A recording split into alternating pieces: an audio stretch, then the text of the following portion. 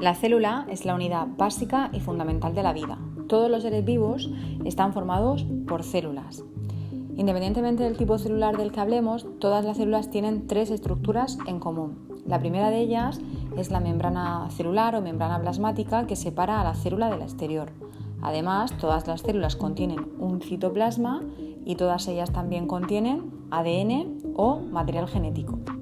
En la naturaleza existen dos grandes grupos o dos grandes tipos de células, las células eucariotas y las procariotas. Las células eucariotas se caracterizan por tener orgánulos y entre ellos se caracterizan por tener el núcleo, que contiene la información genética. Estas células son células más evolucionadas de organismos superiores, como animales o plantas. Por otro lado, las células procariotas son células menos evolucionadas, más simples, y en ellas el ADN no está en el núcleo, sino que está libre en el citoplasma. Estas células no tienen núcleo. Son características de organismos más sencillos, más simples y de vida unicelular, como las bacterias. ¿Qué son los orgánulos? Pues podemos decir que los orgánulos son pequeños órganos dentro de la célula, con unas funciones muy especializadas y muy concretas. Empecemos hablando del órgano central, del orgánulo central de la célula, que es el núcleo. El núcleo es el centro de mandos celular, ya que contiene el ADN o información genética. ¿Qué le dice a la célula? ¿Qué es lo que tiene que hacer y cómo lo tiene que hacer? Este ADN puede encontrarse de manera dispersa en forma de cromatina cuando la célula está en estado de reposo, y cuando la célula se va a dividir, el ADN se organiza en unas estructuras denominadas cromosomas que aseguran que los genes se repartan por igual a las dos células hijas. Además, dentro del núcleo también nos encontramos al nucleolo, que es una estructura encargada de fabricar los ribosomas. Una vez producidos, los ribosomas viajan al citoplasma a través de los poros nucleares, y estos ribosomas son estructuras muy importantes, son orgánulos muy importantes para la célula, ya que se encargan de la síntesis de proteínas. Los ribosomas pueden encontrarse libres, flotando en el citoplasma, pero normalmente suelen encontrarse adheridos al retículo endoplasmático. En este caso hablamos de retículo endoplasmático rugoso cuando tiene adheridos ribosomas, o de retículo endoplasmático liso cuando no los tiene adheridos. En ambos retículos ocurre respectivamente la síntesis de proteínas y de lípidos. Cuando viajamos al interior del retículo endoplasmático vemos la síntesis de proteínas. Las proteínas son terminadas por los ribosomas y son empaquetadas en unas vesículas, unos paquetes que hacen que viajen desde donde son producidas, desde el retículo endoplasmático rugoso, viajan hasta el siguiente orgánulo, que es el aparato de Golgi.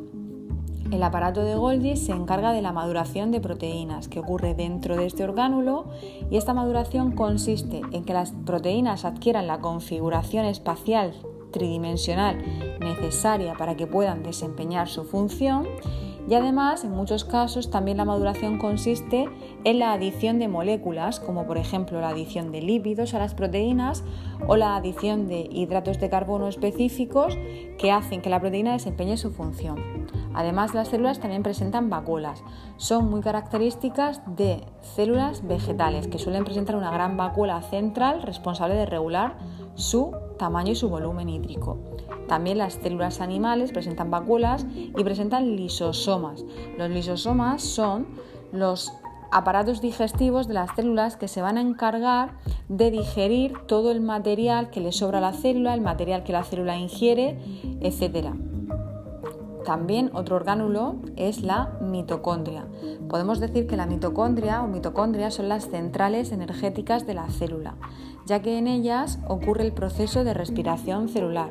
La respiración celular consiste en quemar nutrientes como hidratos de carbono o como lípidos para obtener energía que la célula necesita para vivir en forma de ATP. Además, la célula contiene un esqueleto, un citoesqueleto interno, que es el responsable de su forma y es el responsable de que los orgánulos estén en la posición correcta. Este esqueleto está formado por microfilamentos de microtúbulos y le da a la célula su forma característica. En células vegetales existen dos orgánulos específicos. En primer lugar, como sabemos, las células vegetales realizan el proceso de fotosíntesis, que consiste en transformar la energía luminosa de la luz en energía química. Este proceso ocurre en el interior de los cloroplastos gracias a que los cloroplastos presentan clorofila, que es el pigmento encargado de captar la energía luminosa. Además, también las células vegetales poseen una estructura característica que es la pared vegetal, que protege a la célula y le da la forma característica.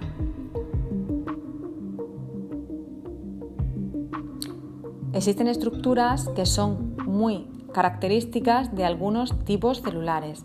Entre estas estructuras, por ejemplo, destacamos en el tracto respiratorio de los humanos, destacamos los cilios. El tracto respiratorio está revestido de unas células con cilios microscópicos que se forman para expulsar al exterior todas las partículas inhaladas en el aire con la expiración. Además, en las células bacterianas también aparecen los flagelos, que son estructuras alargadas que les permiten el movimiento en medios líquidos, son como una pequeña cola. En células humanas el flagelo solo aparece en un tipo celular, solo aparece en los espermatozoides, es el que posibilita que alcancen el óvulo para la fecundación. Por último, decir que, un resumen, las células eucariotas son células de plantas y de animales que tienen núcleo y orgánulos con membrana. Las células procariotas son características de organismos unicelulares, no tienen núcleo ni tienen orgánulos con membrana.